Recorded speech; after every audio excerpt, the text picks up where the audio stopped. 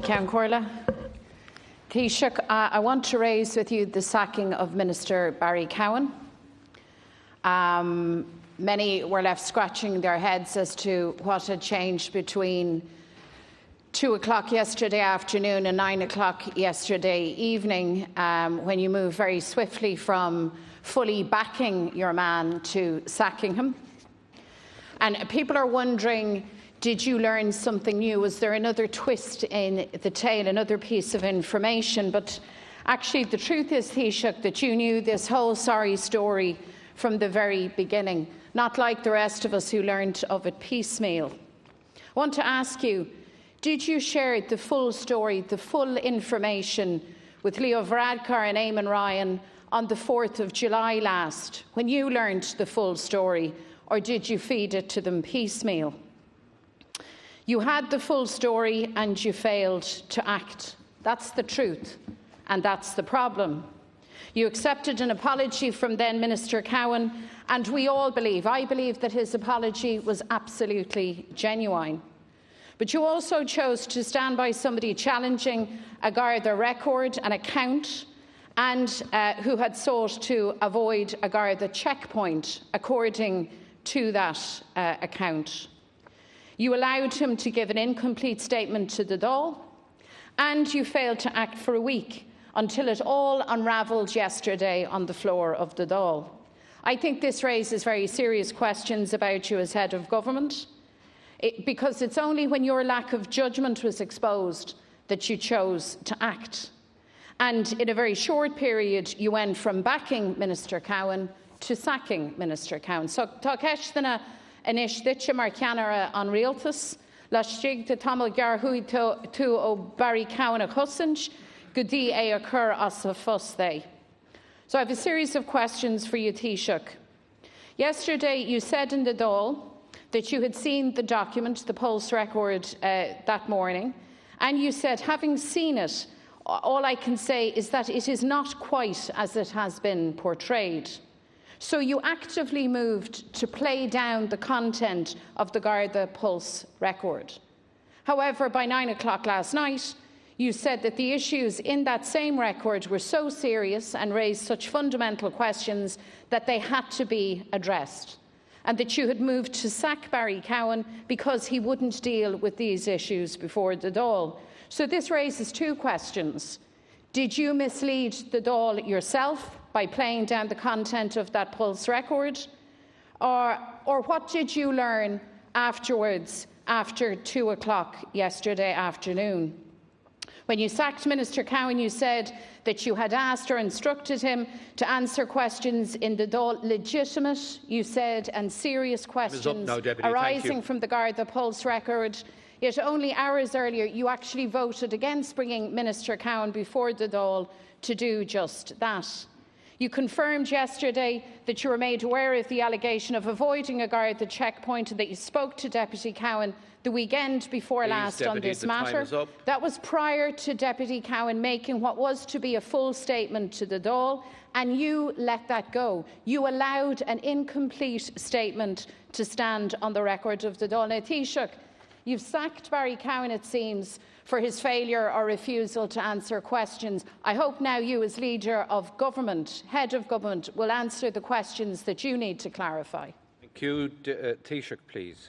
Well, our dúspáir in the team leis an tachta agus tá tú mícheart ó thaobh an méid atá right a good díseo. I strongly disagree with the assertion by the Deputy in relation to her assertion that I knew on the 3rd or the 4th of July. Allegations and assertions and media questions are not facts. And Deputy Cowen is still, and was then, adamant in relation to the issue of the accuracy of the report from his pulse file. At that stage, he didn't have access to that pulse file. And I certainly didn't see it until yesterday morning. I sought it Monday night. He wasn't in a position to bring it with him on Monday night. And I said to him, I need to see that file. And I had a long discussion with him on Monday night in terms of his account of what transpired. and at about 7:30 the following morning, I got a copy sent to me via phone in relation to the file itself. And it was clear to me that he needed, both in terms of the discussions I had with him on Monday night and the actual factual account in the report that I read for the first time yesterday morning. Please don't be asserting that I knew what I knew yesterday morning a week ago, because I didn't. Okay? I didn't. I read it myself in what the Garda put on the file. But I was also in a difficulty insofar as Deputy Cowen is questioning the accuracy of that report on the file and is going through a legal process to get it changed. And in addition to that, the matter in relation to the release of his data is being examined and investigated by GSOC. But I was fully satisfied yesterday that he should come in before the Dáil. And that was your assertion yesterday. That is what you demanded yesterday, that he would come into the Dáil and make a statement. Now, we voted for the order of business as agreed by the Business Committee yesterday, but that did not exclude, because I made it clear to Deputy Cowen yesterday morning that he should come into the House. He said he wasn't going to, and I said, I want you to reflect on that. And as soon as Leaders' Questions was over and the Dáil was over, I contacted Deputy Cowen and said his position in refusing to come before the Dáil, in my view, was not acceptable and tenable, and that he would have to come before the Dáil. And he still refused to go that route. And the fundamental difference between myself and Deputy Cowen on this issue is Deputy Cowen took a legal route, a legalistic approach, to defend his rights, in his words, as a citizen and as a public representative. In my view, the issue could only be resolved through the political route and through coming into Dáil Éireann. And it didn't have to be yesterday, it could have been today, it could have been tomorrow. But in my view, a comprehensive statement was required from the Deputy in this House in relation to the issues, because it is my belief, and I accept what deputies in this House said, that if you are a minister, in particular an office holder, you should come before the House Thank you. to answer questions in relation to issues of public interest. Deputy MacDonald. Chuck, you made clear yesterday, and I have the record of what you said yesterday, that you were fully aware of all aspects of the Cowen story from the beginning. So that's not an assertion of mine. That has been clarified by you. You said the weekend before last you had spoken to Deputy Cowen. He adamantly denied the weekend before last any suggestion or implication that he evaded or attempted to avoid a checkpoint. You had that information. Did you share it with the Taoiseach? Did you share it with the leader of the Green Party? Please answer that question. You had that information, and therefore you knew full well that Deputy Cowen's statement to the Dáil was incomplete, but you didn't challenge him on that. And above all else, Taoiseach, and you've continued with this today, you are standing behind an assertion by a former minister, a senior member of your party, contradicting a Garda record. That's a very, very serious matter, I'm sure you will appreciate.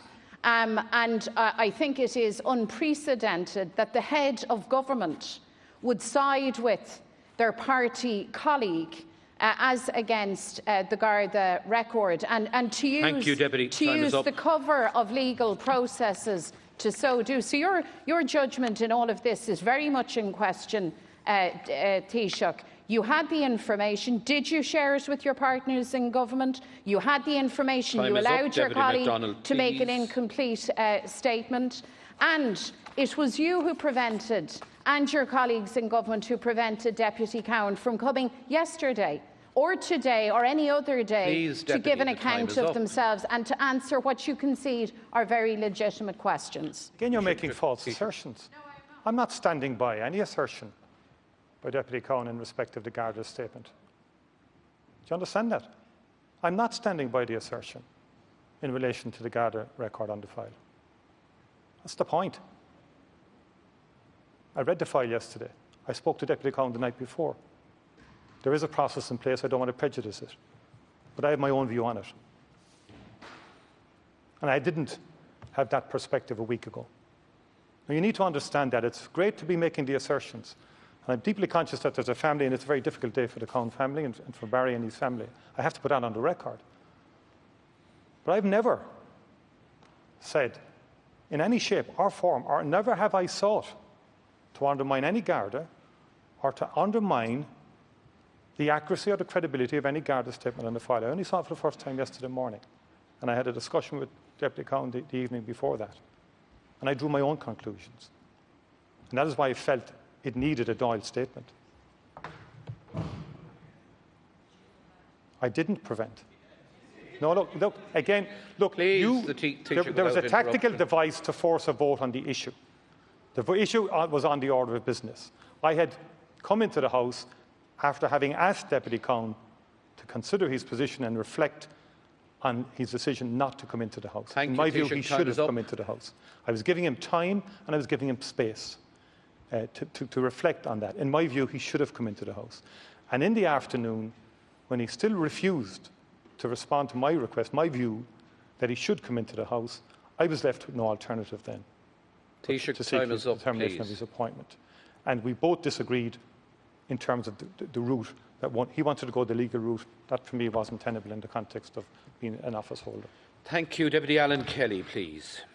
Taoiseach, I don't want to wish former Minister Cowen any ill will. It's a very difficult day for him and his family, but you have set a record as regards firing a minister for the quickest time ever, 17 days.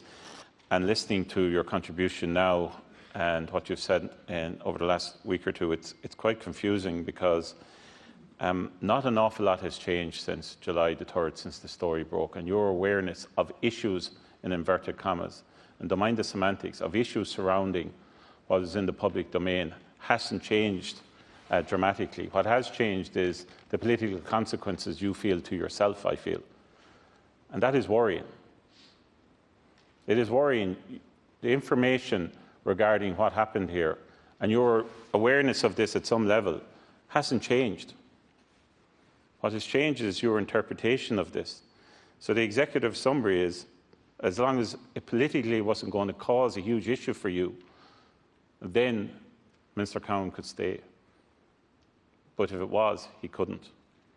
So as long as this was not in the public domain, the extra stuff that came in over the weekend from the Sunday Times and then the Irish Independent wasn't out there, as long as it was secret, it was fine. But then once it all came out, it wasn't. And it raises questions about your judgment, I'm sad to say. It really does. And, you know, it raises questions about what you said. I spoke to the Minister, Deputy Cowen, the weekend before last, and he adamantly denied any suggestion or implication that he evaded or attempted to avoid a checkpoint. But your knowledge of this, nothing has changed.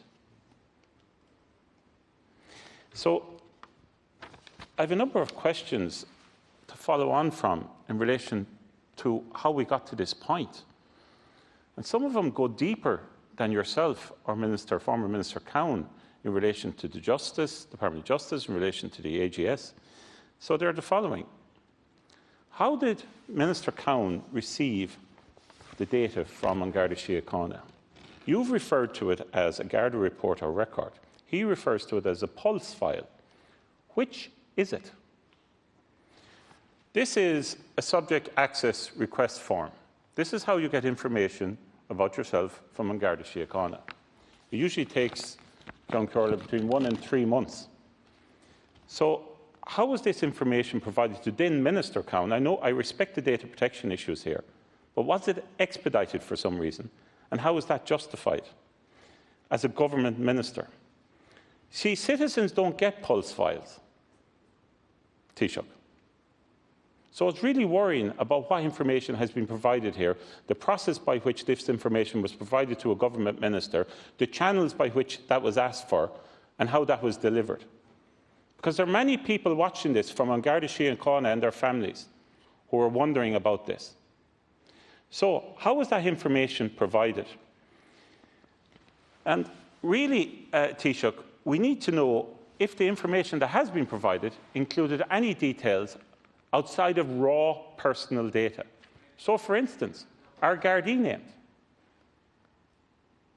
Because if they are, there are hundreds, thousands of Gardaí around the country doing their job today, and they are deeply worried and concerned that what they put into a pulse file, what they put into the system, is going to actually be identified from them, not necessarily their raw data, from them. Please, Deputy, time is up. Is going to be presentable to a government minister at some date into the future. Taoiseach. The first point I would make is that it now seems to be the case from the opposition side that the assertion by a journalist, which is, and the journalist is entitled to make assertions and make, points, suddenly is fact, and that one should act immediately on it. This seems to be the import of what has been said here this morning. I can't act on that, nor should I. And the point is, in terms of the acquisition of the file, is that Deputy Cowen was being faced in a situation where he was being presented with private material about himself from journalistic sources. In other words, they had information about him relating to a pulse file on him that he didn't have himself. And his point was that he was very taken back by any assertions in respect of certain details. He was very clear, and he acknowledged in the Dáil that he was guilty of a drink driving offence, but seems to have been completely taken back and uses that language and shocked at any other implications. So in that context then, given that others, and then there was information coming out about speeding fines, and so he said then, this is what he's related to me now, that he then rang the Gardaí directly to seek access to his own information, given that others had it in the media. I'm just telling you what happened. Actually, by the way, I think a person has an entitlement to their own personal data if others have it and are putting questions in relation to it. And that's a bigger question that everyone in this House should be concerned about as well, in terms of data and the release of data. And that's a wider, more fundamental policy question that we all have to be conscious of. And in another day in this House, we go on about companies and multinationals and people's citizens' right, which is important too and is valid. So, that is the point. Now, the fundamental situation, he then got his file, I think it was in the middle of last week, he got access to the file. And he challenged that. And he then wanted to correct the record, which again, apparently, you are entitled to seek a correction of a record about yourself. And he has gone down that particular process. And likewise, we know that the Garda Commission has asked GSOC to investigate the wider issue of the protection of his own personal data. I wanted at all stages here to be fair to the person, and that is why on Monday night I sought the report. It's not my record, and I don't necessarily have an entitlement to it. He didn't bring it along with him on Monday night. It was with his solicitor. I said I needed to see it following our discussion, and on the file is actually material. I have to be careful. I'm not in a position to release it, but it is material relating to Deputy Cowen, and it's my understanding it's a pulse file. Okay, and yeah. Taoiseach, you don't give us much clarity in relation to anything. I accept there are data protection issues here. I accept that the DCP and GSOC will have to do serious investigations, and there were wider issues here relating to a citizen of the state, in this case, Deputy Cowen. But there's a process by which anyone gets information, and it takes time. You can never answer the question in relation to whether this is a pulse actual printout. Is there information in relation to Garda Síochána being made available to government ministers? These are serious questions about precedent. You haven't answered any of those questions. In relation to your own, you were aware that there were issues surrounding this situation about what happened with Minister Cowen. You were aware of this on July 3rd. Nothing changed in relation to your information. So you were happy that he didn't address it when he made his statement, but you were not happy yesterday evening. But there's no information as to what changed your mind. That's the key crux of the issue. And the final thing, Ceann Comhairle, the final thing, I've raised a whole range of questions here which have a broader consequence for Garda Síochána and the administration of justice and the protection of An Garda Síochána personnel in their duty. Where the hell is the Minister for Justice in all of this? She's out tweeting about greenways. There are serious issues at the heart of An Garda Síochána and the Department of Justice and how justice is administered, and we haven't got a peep of the Minister for Justice. In fairness to the predecessor, who I'd managed to run in for, or with, he would certainly have been out making it very clear that he was the Minister for Justice and that some of the actions here weren't acceptable and that members of An Garda Síochána should be protected in their actions. Please. Again, I have to be very clear, and I made it very clear last evening in my speech to the Dáil, and I've made it clear here again today, and I made it clear to Deputy Cowen on Monday evening and yesterday morning, that he had an obligation to speak to the House and clarify issues that had emerged, and particularly since I saw the Pulse file itself, that in my view he should, because there was a demand that he come, well, sorry, this is an issue of grave public controversy. I asked Deputy Cowen to share his personal data with me. To be fair to him, he did in the end. I felt I needed that, because I'm here now accounting to the House. One moment you're saying, I know everything, without seeing any Pulse file. The next moment when I do seek access to the Pulse file, that's now something that's terribly wrong as well. I don't think that's fair or balanced. It is an issue of huge public controversy. There's a government minister involved in this controversy. Information pertaining to him was in the public domain that he himself didn't have access to. But therefore, if you accept that, then to me there seems to be a logical follow-through that he should have access to it because other people are commenting on it and writing about it. I can't be definitive about that. My understanding is it's a Pulse. I don't know, in the sense I was given information. My understanding is a Pulse file. Thank you, Taoiseach. Time is up. The provenance of it is this. It relates to the incident, okay, in terms of the drunk driving. It relates to two other issues. One you know about because it was published in the newspaper about a speeding fine. And that's why he was in a situation where people had more information in terms of what was on his file than he himself might have had. Please, Taoiseach, and that's a very, very difficult Thank position you. for anybody to be in. And to be fair to him, he then sought access in that context, which I think, given the gravity of what was being said and given the issues, was fair enough. Deputy Catherine Murphy, please. Thank you. The fallout from the sacking of Barry Cowen as Agriculture Minister inevitably switches the spotlight to yourself, Taoiseach. The obvious question is what occurred between 2 o'clock yesterday and 9 o'clock last night, because there was certainly no indication at leaders' questions in your response that this would transpire the way it did. Well, the incident took place in 2016. It's recent news to most of us, including yourself, and it came into the public domain originally on the 3rd of July with John Mooney's first story in the Sunday Times, or the Independent may well have been before that. Not only was it in the former minister's own interest and in the public interest that he fully addressed the outstanding issues, it was also in the new government's interest that he did so.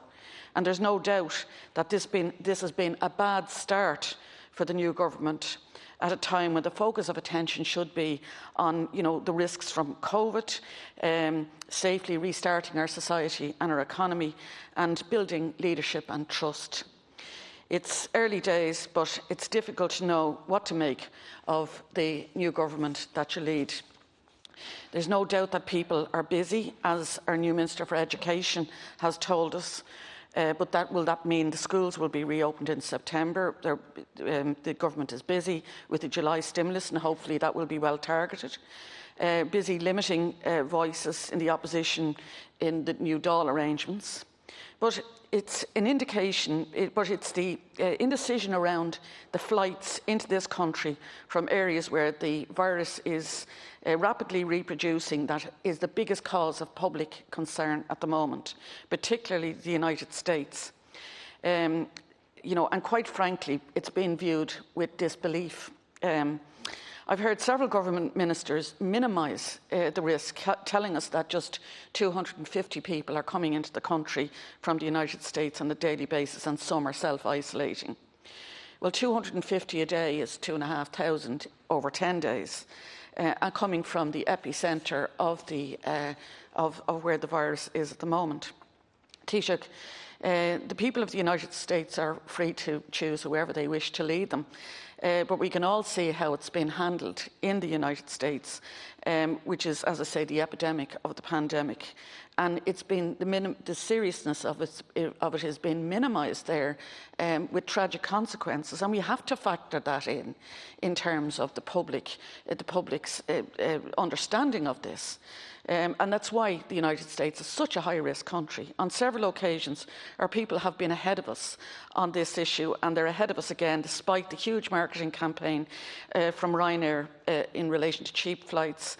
The public have largely heeded the warning to restrict travel to essential travel, with most choosing to holiday at home. Can I ask you, Taoiseach, we know that the Cabinet will consider a list of a green list of safe countries to travel, but will you consider a red list where the epicentre of the virus is located? And will you tell us, what is practically happening when people arrive into this country at the moment? People don't want to be made fools of, where they will adhere to the rules, and then they're worried if they stay here on holidays that they'll be mingling with people who are not self-isolating, that are coming from high-risk areas. We need that to be addressed as a matter of urgency. Thank you, Deputy. Again, you've asked a number of questions, and you began in relation to last evening. Again, I have to state that the fundamental issue yesterday was Deputy Cowen's refusal to respond to my request that he address Dáil Éireann on the issue. Okay, that was the fundamental issue yesterday, that I felt he needed to come into the Dáil to clarify issues that had arisen, and particularly following my reading of the file and my discussions with Deputy Cowen on the evening before. He felt that would prejudice his rights in respect of the two processes that are underway in relation to data. That is the fundamental point. And prior to 2 o'clock, he had not agreed. When I went back to my office, I contacted him immediately and made the point that I felt it was not tenable if he was not prepared to come into the Dáil at some stage to clarify. So I'm going to make that is the essence of it. In terms of the government's focus, I think the legislative output from government this month is probably the largest volume of legislation in any one month for quite some time, designed to underpin both our response to COVID and economic recovery. And I think that needs to be said. And the preparations are well advanced for the job stimulus, which will be launched some stage next week, which again is critical in terms of supports for small to medium-sized companies, and indeed supporting people's livelihoods and incomes, particularly through the two pillars of the pandemic unemployment payment and the wage subsidy scheme. In respect of COVID-19, I did have again met with the CMO last evening. NEFIT has provided advice to government. There will be a cabinet meeting this evening in relation to stage 4, or the phase 4, sorry, of the roadmap, and we will be responding to the advice that COVID have presented to us. And there is concern in terms of increased numbers. Not attributable to last week or the week before. There were some issues from mid-June onwards, but in terms of behaviour and so on, that we need to be very conscious of. Figures are still relatively low in Ireland, but we need to be very, very cautious and careful about how we proceed from now on in respect of this, because my immediate priorities are to facilitate the reopening of our schools. I think that's, to me, is the number one national objective. And 2, to maintain capacity within our health services to treat non-COVID conditions and illnesses. Thank you, Taoiseach. Time is up. And that is my approach. And on the travel issue, The decision on that will be taken in terms of the green list next Monday, but along with that will be issues pertaining to stronger defences and stronger presence at airports, and further issues that you've alluded to will be examined. Deputy Murphy. You started talking about you dealt obviously with the issue in relation to Barry Cowen and what you knew, but you went on to talk about the legislative programme, and I think we all understand that there's a high degree of cooperation from the opposition, as you know, on that. But it'll be all at naught if we end up with a second wave similar to the one that we had already, if we have to lock down a second time. That is why people are so concerned about the travel from the United States, particularly at the moment, or other countries where it is at the epicentre. There is no confidence. We saw it on the television, restaurateurs becoming the people who vet people and ask them, have you recently arrived and have you self-isolated? I mean, that tells you that there isn't confidence in the systems that are in place. We know there's the locator form. We know there's an offence for not filling that out right. But the follow-up, or even the arrival of flights, but the follow-up, people don't have confidence in that. Time is up, Deputy, please. That's the issue that needs urgent attention. It needs urgent attention today. Taoiseach, to conclude on this matter. First of all, I accept the Deputy's concerns, well articulated, and I think you're correct. People are very concerned about the fact that there is travel from what we might call hotspot areas, or areas that would, to me anyway, appear to be out of control in terms of controlling the virus. I accept your point in relation to that. Since the start of the pandemic, travel has never been banned from the very beginning. Your point about follow-up is equally true and accepted. And in our announcement some weeks ago, we did indicate that dimension had to be improved upon in terms of follow-up and engagement with those who have arrived into the country. I did watch a report, I think it was on primetime last night, where they actually interviewed about quite a number of people actually who had come in. Some who are citizens here, some who work here, were coming back from these hotspot areas. All had said they were committed to quarantining and staying in isolation for 2 weeks and were obeying the guidelines. But I accept your point that more needs to be done. Thank you, Taoiseach. Time is up. The areas that you've highlighted. Thank you very much. Deputy Mick Barry, please. Apple got sorted out. We got sold out. That's what Debenham workers chanted as they marched to the Dáil today. Taoiseach, you supported the successful appeal against Apple paying this state €13 billion. The Debenhams workers are campaigning for a far smaller sum, €13 million, yet your government takes no action on their behalf. €13 million is the sum necessary to provide nearly 1,000 Debenhams workers with 2 plus 2, 2 weeks statutory plus 2 weeks per year of service to top that up. In order to try and win that modest sum, these workers are forced to resort to picketing the 11 Debenham stores in the Republic of Ireland. It might be more accurate for me to say that these shops are being blockaded.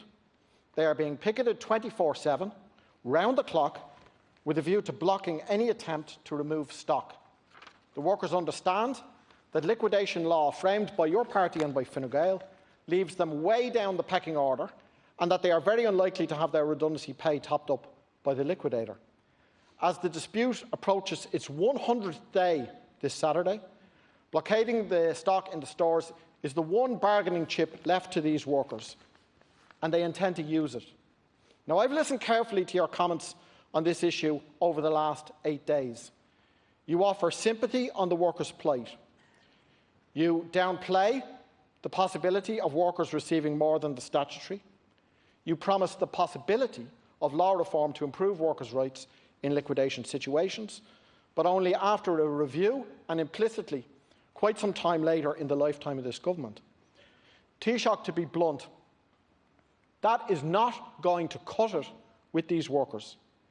As the acting shop steward for the Blanchardstown store, Anne Papard, said outside the Dáil less than an hour ago, Micheál Martin's sympathy is not going to pay my mortgage. Now, they know that Debenhams can afford to make a just settlement. They know that Debenhams have 122 stores currently trading in the UK, and they know that the UK parent company have profited from online sales sourced in the Republic of Ireland every single day since the Irish stores closed. They are digging in for a better deal. I honestly don't see how the liquidator is going to get that stock out. I am sure that the threat of arrests will not work, and I can't see court injunctions working either. Sooner or later, the government is going to have to intervene here. You yourself, Taoiseach, were part of a government which introduced emergency legislation in 2008 when you rushed through the bank guarantee, a guarantee which ended up costing the taxpayer €64 billion. Are you telling us that whereas you introduced emergency legislation for bankers in 2008, that you cannot introduce it for workers in 2020? And in conclusion, Taoiseach, €5 million is owed to the revenue by Debenhams. Are you prepared to say that this €5 million should be used now towards providing these workers with that basic, decent redundancy settlement? Thank you, Deputy. 2 weeks plus 2. Taoiseach, please. Well, first of all, your opening statement in terms of Apple getting sorted and so on. Apple didn't get sorted. And Apple is about workers too. Apple are in Ireland since 1980. And essentially, the court decision is that there was no state aid to Apple. That was the essential point that the court decided. But Apple now employs 6,000 people across the country. That's important. And there's been an ongoing view from yourself and others to consistently undermining the role of multinational companies in Ireland. And I think I just want to put on the record that it's an important role. It underpins the work of many small to medium-sized companies who also create thousands of jobs. And there are hundreds of thousands of jobs involved in companies like Apple. And it was important in terms of protecting that industrial policy of the last 30 or 40 years, in my view, to identify the state's own credibility and reputation in that we do things within the law. But that said, in relation to Debenham workers, I'm not going to commit something that I can't legally deliver, and I'm not going to do that in this House. But I have said before the treatment of the workers by Debenhams was unacceptable and wrong. And yes, the law does need to change. That in itself won't benefit the workers themselves. The state has to do everything it possibly can to its various schemes and mechanisms to support the workers. I think ideally if we can secure alternative employment and provide a range of other supports over and above income supports to help the workers. But there's a long established position in terms of the statutory redundancy, there being the state's mechanism to support workers in this situation. And that still holds. But that said, that's not in itself satisfaction for the workers because they're being denied justice by the company. And I think the company's behaviour has been disreputable and has been wrong, and they haven't treated workers with the dignity and respect and supports that they deserve. Taoiseach, this dispute is now a historic dispute. It's the first dispute of the coronavirus lockdown. The flagship store for Debenhams is in Henry Street in Dublin, scene of another historic strike, the Dunn Stores anti-apartheid strike in the mid-1980s. That dispute was resolved by a government introducing legislation, which in name may have not have been emergency legislation, but effectively was special legislation, taking apartheid South African goods off the shelves. There is a deadlock in this dispute. There is a risk of arrests. There's a risk of court injunctions facing these workers. The government is going to have to intervene, and there must be legislation introduced by the government to help resolve it. You said in your remarks that you hoped that there could be alternative employment secured for the workers. That's an interesting point, but it's kind of been thrown out there and left hanging. Can you be a bit more specific about what you're talking about there and what actions you're prepared to take in that regard? And the final point, it's the 100th day of this dispute, this Saturday. 100 days on, you have yet to meet with a delegation of Debenhams workers. Thank you, Deputy. Debenhams workers would like you to meet with them. Are you prepared to meet with a delegation of Debenhams workers to discuss these issues that they are facing? Thank you, Deputy Taoiseach. Well, first of all, I did participate in a Zoom meeting with Debenham workers, and you should know that. And of course I will meet with a delegation of Debenham workers. No difficulty whatsoever. And I've communicated with workers in my own constituency in that regard. Now, the difficulty I have, and in situations like this, I'm very reluctant to create false expectations and false hopes for people who are going through a fairly traumatic time and they've lost their work in such unacceptable circumstances. And I do sometimes get the sense that you will stand up and say, introduce emergency legislation, without specifying specifically what you have in mind, or whether it's really tenable or sustainable. And in terms of my remarks about the state using all its apparatus to support workers, I can recall one time when I think it was Minister for Enterprise and Motorola closed in Cork, and I think it resulted in the loss of 400 to 500 jobs.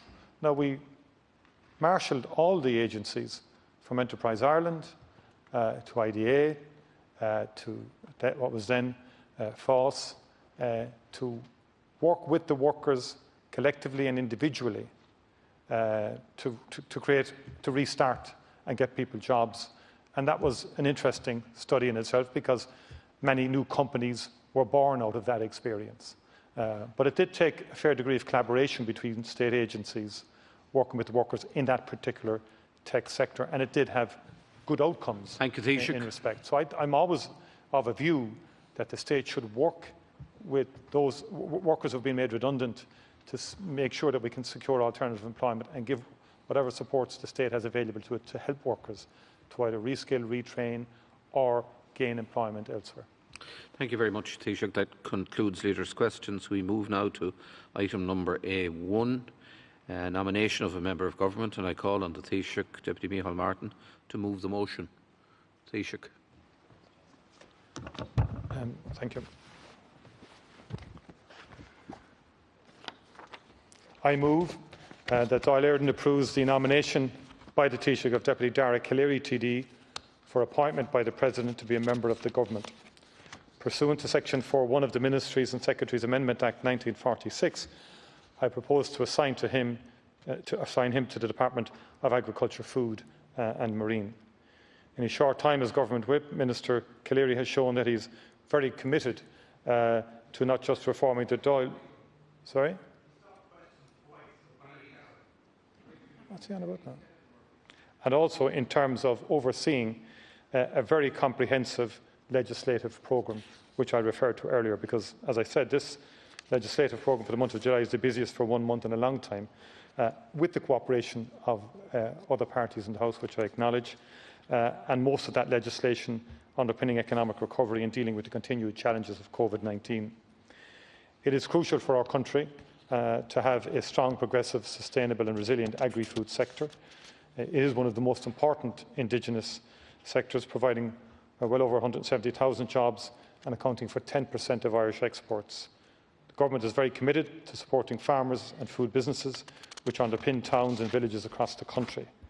There are, of course, many challenges facing agriculture: Brexit, COVID-19, climate change, the future CAP negotiations and the multiannual financial framework, which we'll be discussing later this week at the European Council, and where we're seeking, in terms of the negotiations on the next CAP, to protect the family farm incomes, and also maintaining the CAP budget will be our top priority. I know that Dara will be a very effective minister. He will work hard and diligently at implementing the ambitious commitments in the programme for government in agriculture, food and marine, and I wish him well in his new role, and I commend his appointment to the House. Concur, I would also like to take the opportunity to inform the House that it is my intention to seek the approval of Cabinet this evening to appoint Minister Jack Chambers as Government Chief Whip and to appoint Deputy Sean Fleming as Minister of State in the Department of Finance with responsibility for financial services, credit unions and insurance. I know the House will join with me in wishing them both well in their new posts. Thank you. Taoiseach, Deputy Mary Lou MacDonald, please. So, firstly, can I extend my sincere congratulations to Deputy Dara Calleary and indeed to Deputies Jack Chambers and Sean Fleming, respectively. The appointment of a new Minister for Agriculture happens at a very crucial time for the agricultural sector on our island. Family farms face an uncertain future, and the threat, of course, of Brexit remains very real and very present. It's an important job, Deputy Cleary, and I am Minister, and I wish you very well in your role. Unfortunately, we can't ignore the circumstances in which the vacancy arose in the first place, and the controversy, as we have discussed again, around the sacking of Barry Cowen has unquestionably undermined public confidence in this new government after little more than 2 weeks in office. I put it to you a few moments ago, Taoiseach, that the way these matters have been handled has called into question your judgment, and it raises very serious concerns as to how you will deal with controversies in the time ahead. Because be in no doubt that people are looking at this latest mess and they are exasperated, experiencing that terrible sinking feeling that they're in line for more of the same.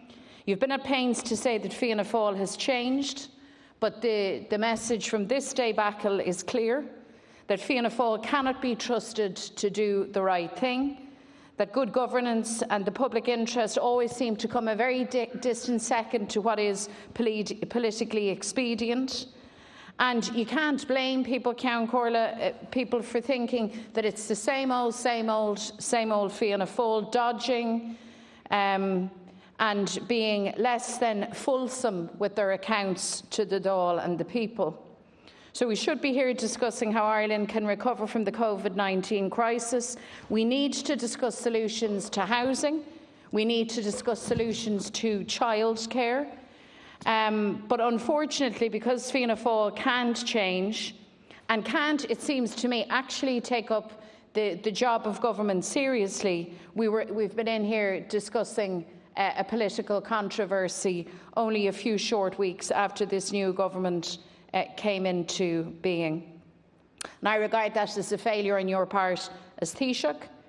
And I don't believe that you're grasping the import or the full consequences of all of this, because people remember previous Fianna Fáil-led governments and they remember how they operated, and they know that they cost them very dearly, and they are determined, and we are determined, that we're not going down that road again.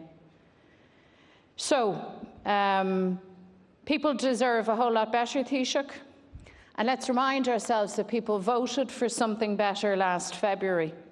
And now here we are, a few short months later, Fianna Fáil back at the helm, and here we go again. Your answers today, frankly, have not been satisfactory. As a matter of fact, you failed to answer any of the critical questions that I and others have put to you, including, interestingly, the state of knowledge of the Taoiseach, the leader of Fine Gael, of Deputy Eamon Ryan, the leader of the Green Party, when they got access to the full facts around the controversy and the Cowen debacle. You've decided, instead of being fully forthcoming, to stick to an approach that muddies the waters. And I don't think that is good enough at all. So I again appeal to you at some stage to answer the questions that have been put. You sacked a senior cabinet minister because you said that you had asked him to answer questions and he steadfastly refused.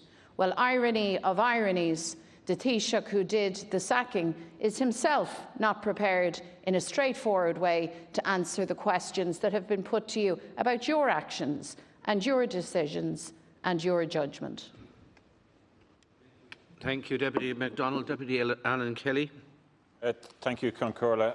I just want to commence by wishing the new appointees well, particularly new Senior Minister, Minister Cleary, who has served a long apprenticeship and a long time inside here in Leinster House in politics. I truly wish him well. And in the brief that he has, there's a bit of ground to make up now, a Minister. I suppose this was in many ways a delayed appointment. I'm sure now your disappointment has been assuaged by disappointment, so best of luck with that. Also to Minister Chambers and Minister Fleming, who I served with in the Public Accounts Committee, who was the chair of the Public Accounts Committee as I was vice chair, and I know at times he can be very forensic in his analysis. So when it comes to the insurance industry, I hope he is going to be forensic, because we need that. So best wishes to all three. Taoiseach, there is an issue though arising in relation to your government. You've had an exceptionally poor start. I don't say that with any malice. But there are a range of questions that I've put today and other deputies have put today in relation to what happened in relation to Minister Cowen that are broader than just Minister Cowen, or Deputy Cowen as he now is. I respect his own personal rights. I respect his own personal requirements under data protection, and that he should ensure that all of those rights are vindicated. And I also respect the fact we have to have inquiries in relation to how information got into the public domain. But there are deeper issues, and I have raised very serious questions with you, and you didn't have any answers. I forensically asked you questions relating to the information that you knew about. There are also contradictions in some of the statements you've made, and they're all going to be piled through. So you need to put an end to this. You need to think today about how you're going to put an end to this, because a lot of people are asking extensive questions that go beyond even this issue now in relation to how you're handling things. And I urge you over the next 24 hours to think about how best you can do that. There are broader issues here in relation to competency, Taoiseach. There's been a lot of change in relation to the Department of Health. So from a government perspective, you need to get a handle on this. New Secretary-General, who didn't obviously stay on in the Department of Health, new Minister, a range of other people, new CMO. So as regards confidence, you need to pick up the baton and ensure that the process by which we make decisions for obviously the good of this country continues, and people have confidence on all the range of issues. I think the Minister for Justice obviously has disappeared. There are so many issues relating to what's transpired over the last few days. So many issues. The fact that she hasn't made any public commentary on it is, for me, just bizarre. I think you're going to have a relook at transparency and how you deal with things. I've put in a whole range of PQs, and so have my colleagues in the Labour Party, and the way in which you've handled them is a disgrace. Count Corral, I'll be forwarding them on to you as usual to look for more information from the ministers, because they refuse to answer them. That, along with the fact that the FOI Act needs complete overhaul, and the whole issue about giving out information hasn't been a good start, Taoiseach. And, given your track record as leader of Fianna Fáil while you're in opposition, I would hope to see greater transparency. The Minister for Housing hasn't been clear in relation to what he's going to do in relation to the extension of evictions or mortgages. To July stimulus, from what I'm hearing, the quantum in relation to July stimulus isn't going to be anywhere near what is required. Hope for young people is very quickly evaporating. I accept, because you've stated it, that opening schools is the biggest priority. But given the interview that the Minister for Education gave to the Sunday Independent last week, I have zero confidence based on that interview. So things need to change there pretty quickly, Taoiseach. It was absolutely incredible to read. Concerns, obviously, in relation to childcare as well, and where we're going as well in relation to that. But you know what? There is a July stimulus for one group of people, and that is the volume of advisors that have been appointed to your office, to the Taoiseach's office, and to the Minister for Transport and Climate Change office, to the junior ministers who are going to get them, to the new head of protocol who's going to be in the Taoiseach's office, and to the drivers and the funding that's been provided to the Minister for Foreign Affairs, so he can continue with his Garda driver and with his Garda car. So there's a July stimulus for all them. Taoiseach, it has not been a good start for this government. Thank you. Today, let it be a watermark and change so that the whole country can hopefully move on, and particularly in the COVID environment, that we get through it. But the way in which leadership has been shown by your government today has not given us much cause for Catherine Murphy, hope. please. Thank you. First of all, I want to congratulate Minister Dara Calleary. I think it's an incredibly important portfolio, and I want to wish him well. I know this won't be the circumstances that he would have wished for that to happen in, and I know he will be thinking of Barry Cowen and his family from that point of view. There was a lot of attention about the lack of the allocation of a minister for the West.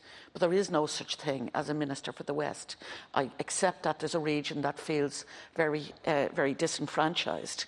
The key issue is that ministers are for all of the country. It's the portfolio. But the gain will be seen in the West, but it will be seen as an expense to the Midlands. Now, obviously, Sean Fleming, who I served with in the Public Accounts Committee, is being appointed as Minister for State, but there's no doubt that that will be a feeling. And there's something very wrong with our politics when that is how it's perceived. A minister can't be a minister for a region or for a minister for an individual constituency, and we've heard things that are very concerning from that point of view in the last couple of weeks. But it's essential that government functions in that way, and that is one of the areas that I think we need to hold this government to account. There is evidence from previous administrations that it can matter hugely who is in a particular position to their individual constituency. But we need to be moving towards an objective resource allocation so as we don't end up with postcode lotteries in terms of public services and in terms of infrastructure, that the resources are fairly allocated and based on need, not about the location of a particular minister. And I think we would all gain from that approach. I too am all in favour of expertise being available to ministers. But I think it will become a source of serious concern, the number of advisors and the actual expertise that has been brought in, because in some cases it's quite difficult to see just exactly what that expertise is, other than media management. I think that will be something that there will be a close scrutiny on. The role of the Chief Whip, you yourself talked about how important that role was, and you made a big issue of that. 3 weeks on, and I actually agree with you, it is a very important position, but 3 weeks on, there are justifiable questions about that now. And I would like to wish Jack Chambers well in that role.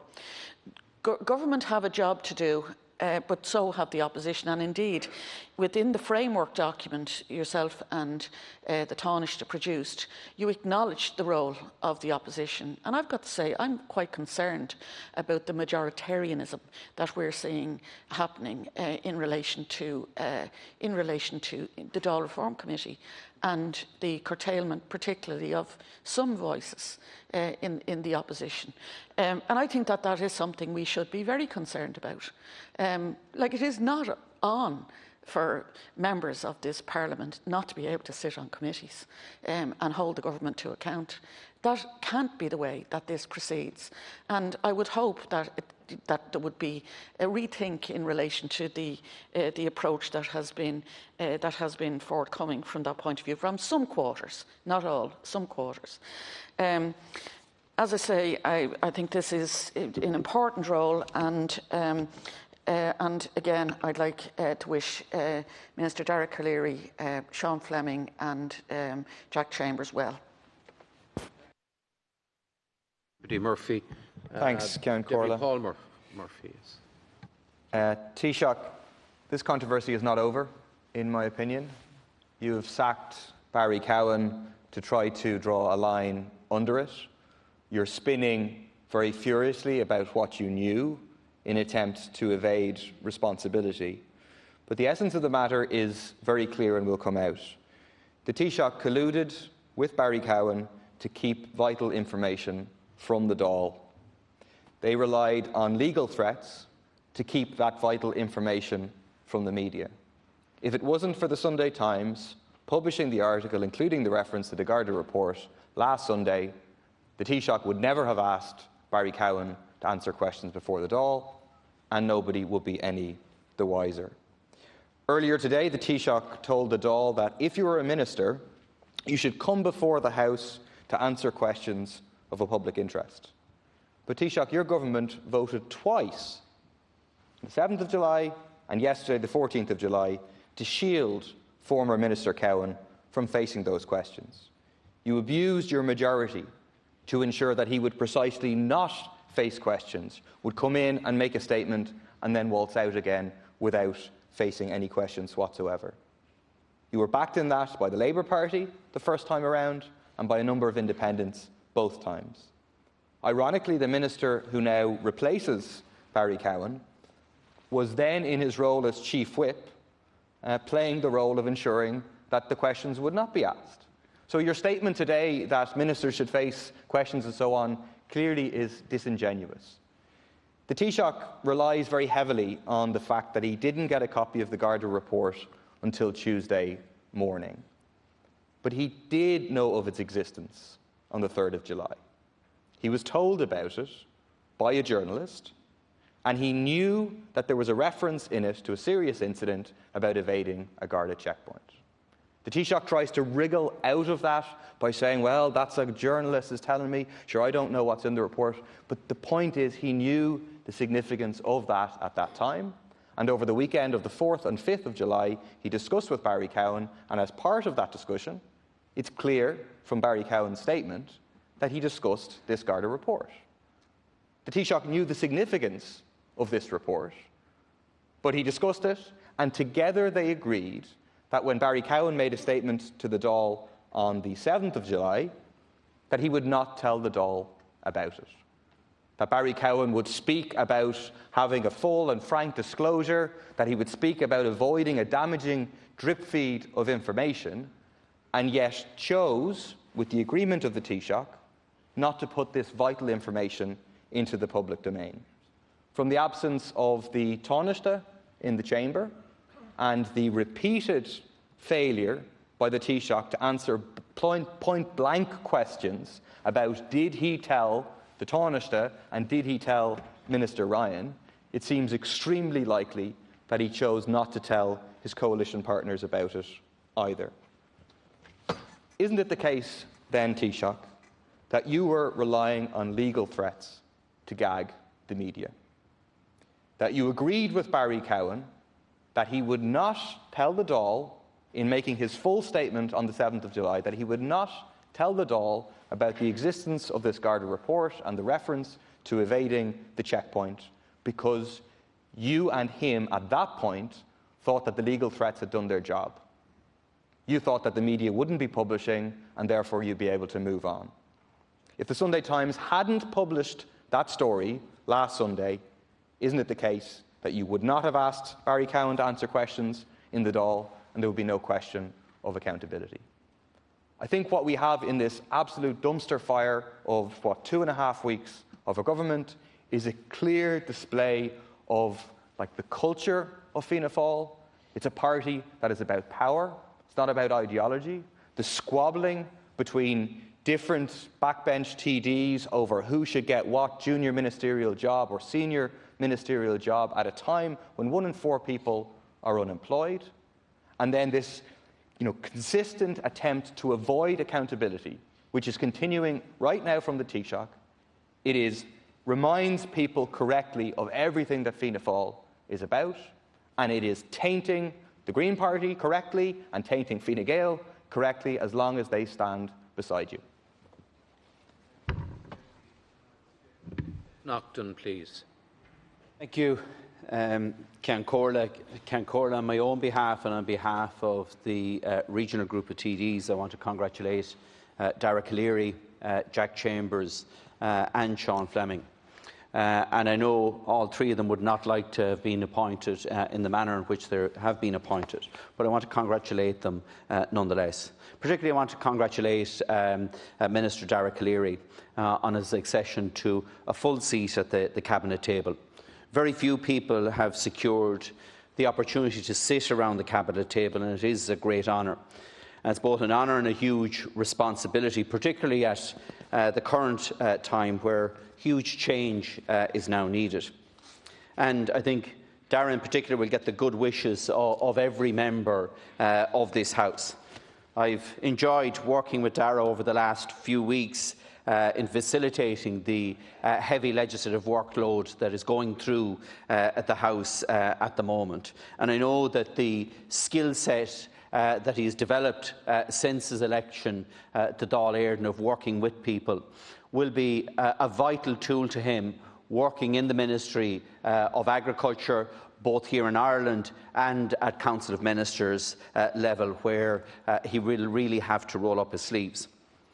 I think it's a huge honour for Dara, but it's also a huge honour for his family, who know the ebbs and flows in politics, and I want to think of them as well today. And I know that he will do a good job for his country, for his county, for his party in the role in the Department of Agriculture. And I think there are huge challenges there at the moment, particularly in relation to the viability of family farms, particularly in the suckler sector, which Deputy Calleary or Minister Calleary will know well. The need to protect the overall cap vote at European level and at domestic level here, and ensure that the new environmental schemes that are introduced are farmer-focused and farmer-friendly.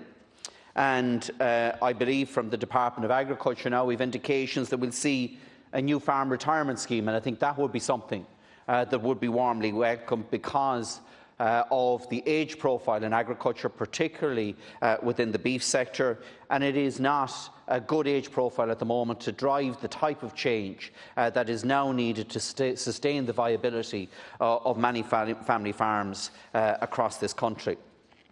I congratulate the new Minister and I wish him, as I say, the best of luck. And if I can give him one small piece of advice, and that would be to take on board the suggestions that come from this side of the House, from the opposition side.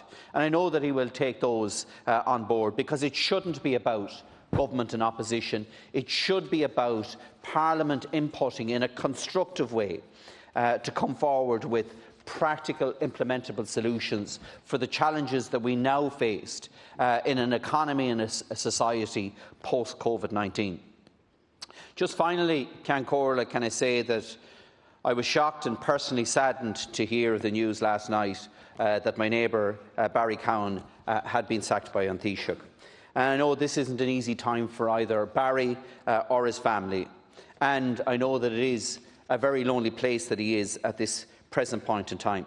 I've known Barry Cowen since he entered Dáil Éireann, and I've worked with both him and his brother before him. And at a time when just transition is a key word across the Midlands, it was reassuring to know that we had someone at the Cabinet table who knew the issues and challenges facing our communities as a result of the wind down of Bordnamona. I know Deputy Cowen will continue to work hard for his constituents in Laois and Offaly, and keep a close eye, along with myself, on the plans for just transition across the Midland counties. And can I wish Deputy Cowen, Minister Calleary, Minister Chambers and Minister Fleming very well in the future. Deputy Matthew McGrath. We're now got Ceann Comhairle as on rural independence. I'd like to wish him a Harry. I want to compliment and wish well to Deputy Calleary, Minister for Agriculture, and indeed Minister Chambers, and indeed Minister of State Fleming also. Since he became whip, he's worked exceptionally well with us whips of the different parties. It was a huge legislative programme, but Dara, as always, was understanding, engaging, and wanted to have agreement rather than a division. And I worked with Dara over the decades, back in Ografine and Fall, and I know him since he came into the Dáil in 07. And I have had many adjusts with him and adjusted, and no doubt we'll have many, many more. But I know that the West is wide awake this morning. I don't mind what others say about ministers for regions, but regions have to be represented at Cabinet, and the West wasn't represented, and I know it's well and truly represented now. And I know there'll be a small celebration in Carty's Bar in Knock and other places, and people like Breda Laffey will be very happy, and many, many others. But for his wife and family and his mother and you know, all his they'll be proud. I wish him well and look forward to working for him in these very difficult and challenging times with CAP, with the demise of agriculture. And if he makes one mark, if he can at all make one mark, it's to cut out half the bureaucracy and red tape that's involved in the Department of Agriculture. And any scheme that comes out, many of them are going back with monies not drawn down because of just simple bureaucratic red tape. I also want to wish Deputy Minister of State Chambers the best and look forward to working with him as whip. And Deputy Fleming, who is close to my own heartland of Tipperary, and he proved at public accounts his ability and his forensic questioning and his fairness as well. In that role, he will be well able for the challenge that is up to him today.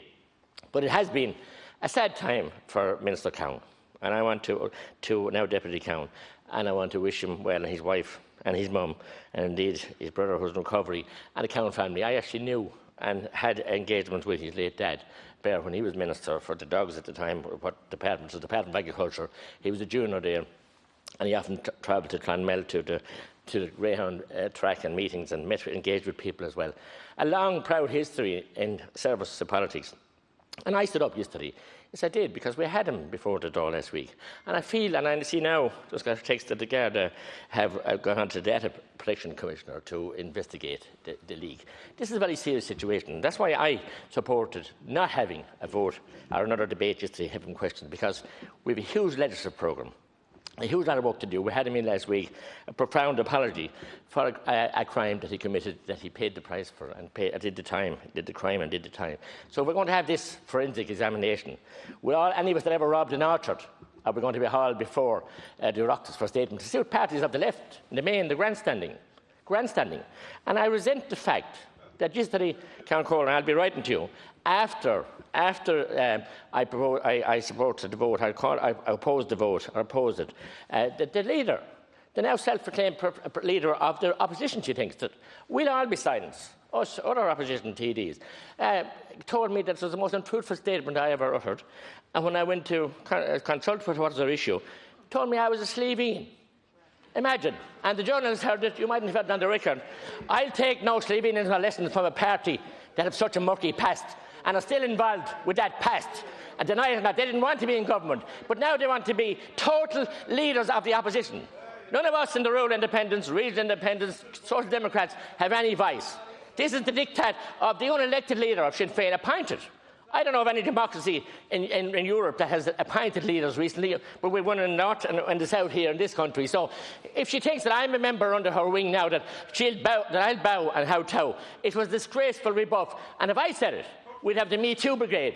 If I said it, but you did say it, and I expect an apology, and I will get.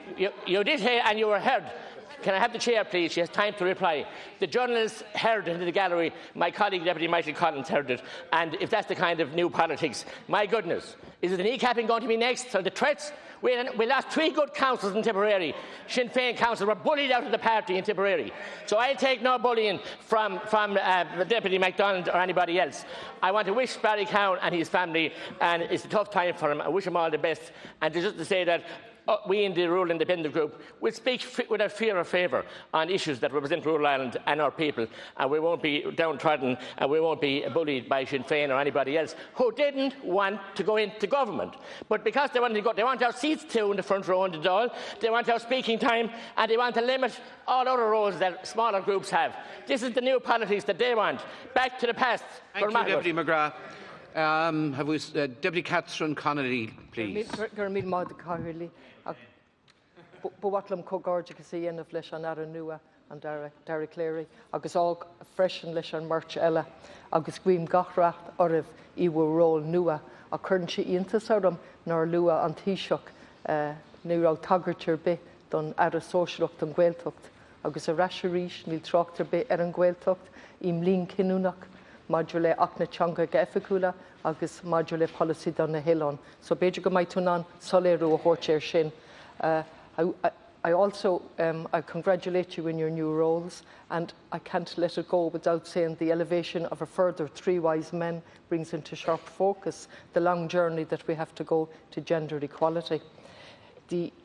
While wishing you the best, Minister Cleary, and acknowledging the role of Minister for Agriculture as an extremely important role in terms of sustainable rural and regional development and the challenges in relation to climate change and bringing farmers and their families on board, I wish you the best in that. However, the circumstances of your appointment and the sacking of the previous minister leaves a lot of unanswered questions.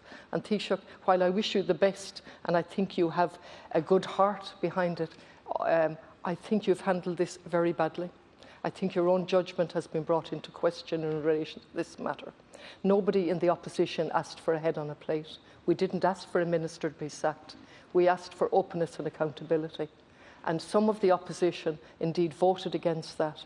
We simply asked for questions to be answered. That's the strongest message that we've got as politicians on the doors. We all make mistakes. We all do something wrong. Nobody here can say they didn't do something wrong.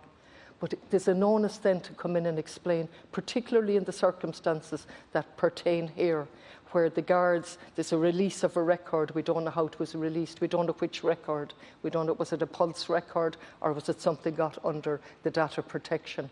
And then there's the whole question of ministers being vetted, I understand. They go through a vetting process by the guards before they're appointed. Am I wrong about that? I presume they did. Teachers have to do it, and most people have to be vetted before they're appointed. Are ministers vetted by the guards? And what emerged from that? And then there's the very serious question of data being released as it would appear to have been released in the manner that it was. And I certainly agree with you on that point, that there's a serious question there. Thank you very much, Deputy Minister. Eamon Ryan wants to make a contribution. Thank you, Concord. If I can briefly. Oh, sorry. Somebody else? Oh, you're sharing. My apologies. Who? Oh, Deputy Harkin, I didn't see you. My apologies. First of all, Corla, can I offer my sincere good wishes to Ministers Cleary, Chambers and Fleming. I'm especially pleased that we have a Minister with responsibility for credit unions, and I look forward to working with him on helping to ensure an appropriate regulatory framework for this not-for-profit member-owned credit unions who have consistently supported communities. As I said, I wish all 3 ministers well, and I'm pleased to see that from a perspective of the regions, there is a certain rebalancing. The big news, of course, is Minister Cleary's appointment. He faces huge challenges securing an adequate CAP budget, and I am looking forward to seeing him pursue Fianna Fáil policy of convergence of the basic payment in the next round and in the transition phase. I wish him well in his work, and I look forward to working with him. Finally, can I say in regard to Deputy Cowen, we are in a process here. He disputes the pulse record, and as a citizen, he has a right to do that. However, as a minister, he has a duty to come into the House and answer questions, and he chose not to do that. Finally, can I say that at a personal level for Deputy Cowen and his family, this is a devastating blow. And as a fellow member of Dáil Éireann, I feel for them. Politics can be a brutal business. Deputy Fitzmaurice. First of all, I was shocked and saddened to hear what the Taoiseach done yesterday evening with Deputy Cowen. I think it's trial by media. Today I want to welcome and wish Derek Leary the very best of luck. At least the map is now being rebalanced a small bit for the west of Ireland. I want to wish Jack Chambers, whose mother hails from Castlerea, the best of luck. And Deputy Fleming, to Derek Cleary, or Minister Cleary, you have a job at hand today. I think you will get support from many in the House. Wishing you the best of luck. But remember one thing, that for years an imbalance has been in agriculture. The conglomerates through previous governments has been looked after year upon year. You come from an area where small family farms keep the community viable. You come from an area where the butcher shop is kept going in the local shop by the local farmers. Now is your opportunity to leave a mark in agriculture over the next few years for the farmers of the West and the North West who have been forgot about down through many years. So the very best of luck to you in the future. Thank you, Deputy Fitzmaurice. Finally, Minister Eamon Ryan. Thank you very much indeed, Count Corla. And I want to first of all send my thoughts to Barry Cowen and his family, because it is incredibly difficult when you lose office in the circumstances that we saw last night. And there are real issues and real questions, again, in terms of how people's personal private data is put out into the public. And we have to look at that in a whole variety of different ways. But it's true, I believe, what the Taoiseach says, that regardless of that issue, we in the political system are tested to a higher bar of standards, and that's particularly the case when it comes to if there's a question or anyone questioning the integrity or the independence or accuracy of An Garda Síochána. We have a particular responsibility to get that right. Can I say that my experience in this issue, which has been a terribly difficult issue for the individuals involved, but my experience is that I was informed by the Taoiseach in a timely and fair manner, and that I respect and support his judgment calls, what were difficult judgment calls. And continuing with that, we welcome and look forward to working with Minister Dara Cleary, Minister Jack Chambers and Minister Sean Fleming, and the critical work that they have to do. While this has been a difficult political and personal issue, I do not believe it will distract from the vital work government has to do. We have immediate challenges in how we manage COVID and how we stimulate our economy, how we affect change in the health system and our housing system. And I believe this government can and will continue to work cohesively and with all its energies to address those challenges facing our people. Thank you very much, Minister. And we must now put the question, and the question is that Dáil.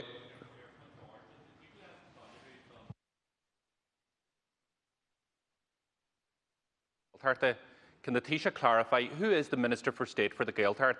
Because it seems that wasn't Derek Cleary, obviously, and I wish him well in his new position, was the Minister for State for the Gaeltacht. Is there now no Minister for State for the Gaeltacht, or where does that responsibility lie, or is it with maybe Minister Chambers? Taoiseach, is there something you can clarify now, or you need to do so at a later stage? Taoiseach?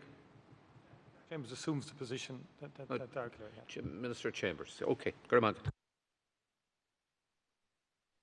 The question is that Dáil Éireann approves the nomination of Deputy Derek Cleary by the Taoiseach for appointment by the President to be a member of the Government. Is that agreed?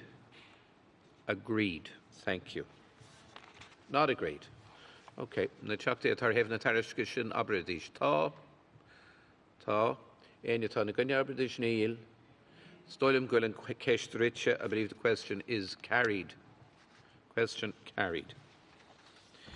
We now proceed to questions on promised legislation. 38 deputies have already indicated, 8 of them being deputies carried forward from yesterday. So I would plead with members to stick to the 1-minute time allocation. Deputy Mary Lou MacDonald, please. Taoiseach, the ban on evictions, notices to quit and rent increases expires on Monday next. As you know, tens of thousands of renters who have lost income due to COVID-19 are protected by this ban. And without it, they will be immediately at risk of eviction, perhaps homelessness. And there were worrying reports in the weekend's papers that you are being advised not to extend the ban. I would just remind you and recall, Taoiseach, that in the course of the general election, when we in Sinn Féin spoke about a rent freeze, and when we talked about applying protections for those renters. We were told that it couldn't be done. In fact, many went so far as to say that that would be unconstitutional, and yet those protections were, in the context of a public health emergency, albeit, were introduced. So I want